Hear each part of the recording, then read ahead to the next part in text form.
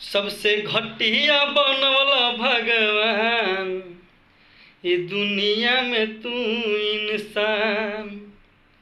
सबसे घटिया बनवला भगवान, ये दुनिया में तू इंसान। ऊ इंसान भइल बा हैवान, ओकरा अंदर समाइल शैतान। ऊ इंसान भइल बा हैवान, ओकरा अंदर समाइल शैतान। सबसे घटिया बनवला भगवान, ये दुनिया में तू इंसान। केहू के बहिन बेटी रहता न सेफ हो, दिन प दिन बढ़ल जाता वे इहाँ रेप हो।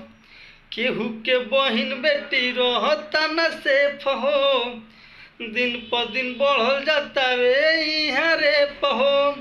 दाना पानी खातिर ले लेता जान, सबसे घटिया बनवला भगवान, ये दुनिया में तू इंसान।